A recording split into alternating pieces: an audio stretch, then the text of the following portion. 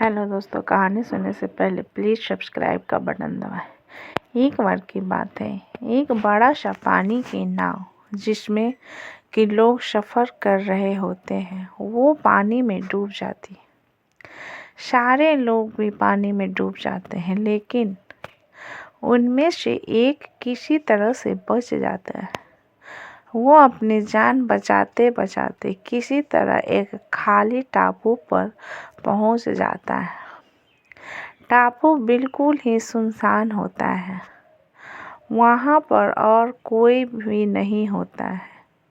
वो इंसान भगवान को कोसने लगता है कि उसने उसके साथ ऐसा क्यों किया।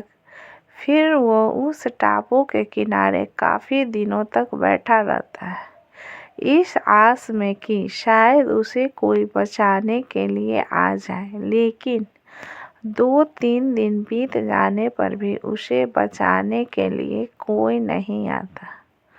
वो अपने बचने की उम्मीद पूरी तरह खो देता है। फिर वो जंगल में जाता है और कुछ लकड़ियाँ इकट्ठी करता है, जिसे वो अपने लिए एक छोटा सा घर बनाता है, जिसमें कि वो रह सके। वो आदमी पेड़ों से फलों को तोड़कर और मछलियों को पकड़कर अपना पेट भरता है। ऐसा काफ़ी दिनों तक चलता रहा। उस आदमी को अब अपने बचने का कोई रास्ता नहीं दिख रहा था। एक दिन जब वो जंगल में कुछ खाने की तलाश करने के लिए गया हुआ था, तभी उसे बिजली गिरने की आवाज़ सुनाई दी। वो बिजली उसके घर के पास गिरी थी, इसलिए वो वापस अपने घर को देखने आया। तब उसने देखा कि उसका घर बुरी तरह से जल रहा है। वो बिजली उसके घर के ऊपर गिरी थी, जिसके कारण उसके घर को आग लग गई। वो आदमी भगवान को कोसने लगता है कि उसने एक छोटा सा घर बनाया था, वो भी जल गया। अब वो क्या करेगा। वो अपनी किस्मत को दिन भर कोसता रहा।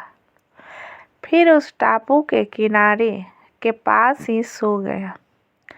अचानक उसे एक नाव की आवाज़ सुनाई दी, जिससे उसकी अनकहें खुल गई। तो उसने उठकर देखा कि एक नाव उसके पास ही आ रहा था। वो जोर जोर से उस नाव को मदद के लिए पुकारने लगा।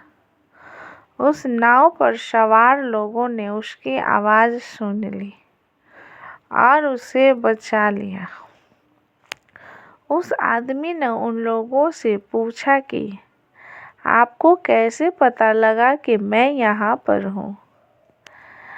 तब उनमें से एक आदमी ने जवाब दिया कि हमने आपका धुएं का इशारा देखा था, जिसे देखकर हम आपको बचाने के लिए आ गए।